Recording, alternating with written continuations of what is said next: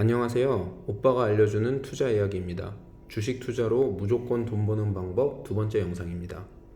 지난번 영상에서 좋은 회사는 해당 업종에서 1등하는 회사, 특히 독점에 가까울수록 좋다고 말씀드렸는데요.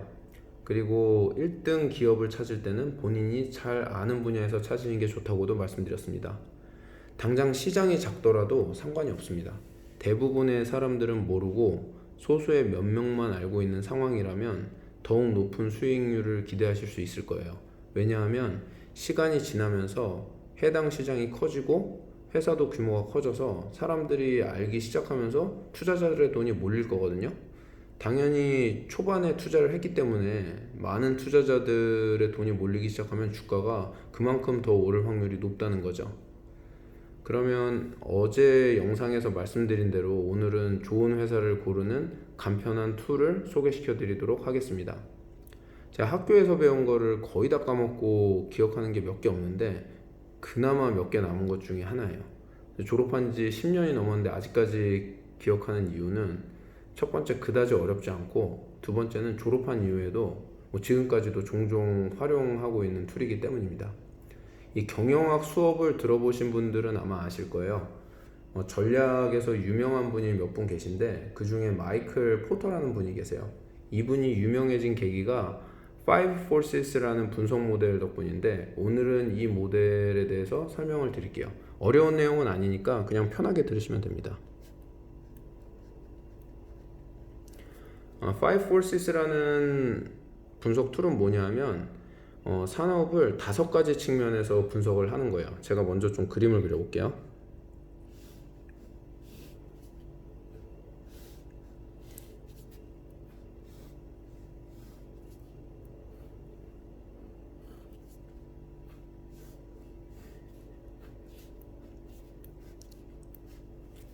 아까 5가지 측면이라고 했는데 첫 번째는 진입장벽이야. 진입장벽. 이 시장에 들어오기가 어려운지 쉬운지. 그 다음에는 경쟁 강도. 경쟁이 심한 시장이 있고 플레이어가 몇 명 없는 시장이 있잖아요. 거의 뭐 독점이나 과점 시장이 그렇죠. 그 다음에는 대체재 유무. 그리고 공급자, 파워, 고객, 파워. 그러면 지금부터 하나씩 설명을 드리겠습니다. 첫 번째, 진입장벽. 진입장벽은 높을수록 좋을까요? 낮을수록 좋을까요? 진입장벽은 높을수록 좋습니다. 진입장벽이 높다는 거는 신규 경쟁자가 들어오기가 어렵다는 이야기잖아요. 만약에 어떤 사업에 진출하려고 하는데 기술 관련 사업인데 특허로 막혀 있어요. 아니면은 제약회사 같은 경우에 식약청 승인을 받아야 된다거나 이렇게 까다로운 절차들이 있어요. 이렇다 그러면은 사업을 할 수 있는 업체 수가 제한적일 수밖에 없다는 거죠. 그러면은 같은 사업 내에서 경쟁자가 많은 것보다는 경쟁자가 적은 게 좋잖아요. 이렇게 진입장벽이 높으면 경쟁자가 많아질 수가 없는 구조라는 거죠. 그러면 이거는 두 번째 것하고도 이어진다는 거죠. 경쟁 강도가 어떠냐? 당연히 경쟁이 심하지 않을수록 좋겠죠. 마이크로소프트나 구글 같이 해당 시장을 거의 독점하다시피 해버리면 경쟁자가 거의 없습니다. 경쟁자가 거의 없다면 그만큼 수익을 많이 낼 확률이 높은 거죠. 세 번째는 대체할 제품이나 서비스가 있는지를 보셔야 돼요. 어떤 회사의 제품이나 서비스가 대체되기 쉽다면 가격을 조금만 올려도 사람들은 그 대체제를 구매를 한다는 거죠. 예를 들어서 오렌지 주스를 만드는 회사 A가 있어요. 주스. 근데 오렌지 가격이 올라서 오렌지 주스 가격을 올리려고 했더니 사람들이 오렌지 주스 대신에 B 회사가 만드는 감귤 주스를 사 먹기 시작하는 거예요. 그러면 당연히 A라는 회사의 매출과 수익이 줄어들게 되겠죠. 하지만 시장에 오렌지 주스를 대체할 수 있는 제품이 없다고 하면 사람들이 오렌지 주스 가격이 올라도 A라는 회사의 오렌지 주스를 계속 사 먹을 수밖에 없겠죠. 그리고 네 번째로는 공급자 파워를 보셔야 됩니다. 공급자 파워가 약할수록 좋아요. 예를 들어서 다시 한번 설명드리면 오렌지 회사를 다시 예를 들어서 설명드릴게요. 앞에서 말한 A 회사가 오렌지 주스를 만들기 위해서 오렌지를 사야 되는데 오렌지를 파는 사람이 미국에 사는 톰 크루즈라는 농부 한 명뿐이에요. 그러면 A 회사는 톰 크루즈가 비싼 값에 오렌지를 팔더라도 뭐 어쩔 수 없이 사야 되는 입장이잖아요. 하지만 오렌지를 재배하는 농부들이 아주 많다고 하면 농부들은 반대로 A 회사에 오렌지를 공급하기 위해서 서로 경쟁하고 가격을 내려서라도 팔려고 하겠죠. 그리고 마지막으로 보셔야 될 게 고객 파워입니다. 고객 파워도 약할수록 좋아요. 이것도 예를 들어서 설명드릴게요. OR2라는 자동차 부품 제조사가 있어요. 그리고 가야라는 완성차 업체가 있습니다. OR2라는 회사는 자동차 부품을 만들어서 100% 가야에 납품을 해요. 근데 여기서 문제는 이 OR2가 만드는 자동차 부품이 가 회사에서도 만들 수 있고 나 회사에서도 만들 수 있고 다 회사에서도 만들 수 있다는 거예요.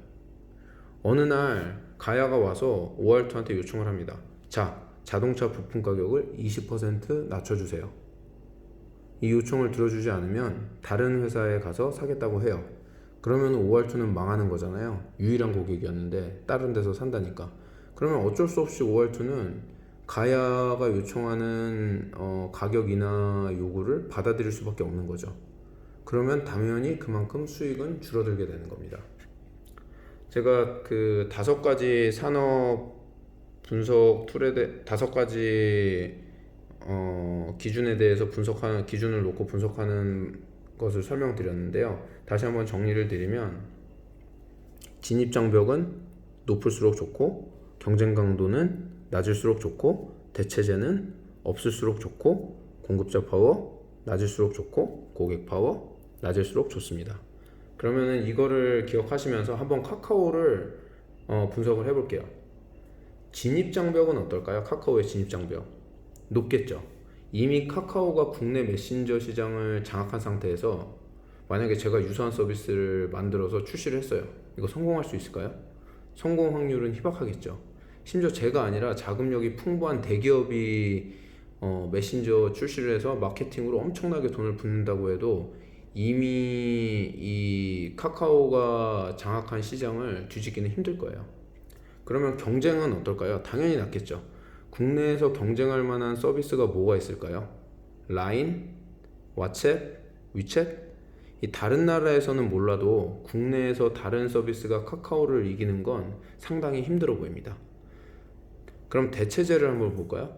대체제는 뭐가 있을까요? 카톡 대신 뭐 문자를 보내거나 전화를 하거나 뭐 직접 만날 수는 있겠죠. 하지만 뭐 채팅만의 장점이 있는 거니까 대체제도 그렇게 강하다고 볼 수는 없겠죠. 그러면 공급자 파워를 볼까요? 이 IT 산업에서는 특별히 공급자라고 할 수 있는 게 없어요. 뭐 개발자, 뭐 직원, 아니 뭐 이런 게 공급자는 아니잖아요. 그래서 공급자 파워도 높지 않고, 그 다음에 고객 파워를 한번 살펴볼게요. 이게 네트워크 효과라고 하는데 지인들이 이미 다 카톡을 사용하고 있잖아요. 그러니까 제가 바꾸고 싶다고 해서 쉽게 바뀔 수가 없어요. 예전에 한번 보안 이슈 때문에 텔레그램으로 사람들이 다 뭐 이동한다 이런 이슈가 한번 있었잖아요. 그런데 지금 보면은 다들 그냥 카톡 사용하고 있다는 거죠. 이게 이제 네트워크 효과 때문에 그렇거든요. 그래서 고객 파워도 그렇게 높지 않습니다. 그래서 오늘 그 5 Forces 분석 모델에 대해서 설명을 드렸는데 이것 말고도 다양한 사업 분석 기법들이 있어요. 하지만 여러 가지 분석 기법들을 아시는 것보다는 하나를 알더라도 자주 활용해보고 익숙해지는 게 중요합니다. 처음에 몇 개 마음에 드는 회사를 골라서 한번 분석해 보시면 금방 익숙해지실 거예요. 그러면 주식 투자로 무조건 돈 버는 방법 2번째 영상은 여기서 마치고 다음 영상에서 뵙도록 하겠습니다. 감사합니다. 행복한 시간 보내세요.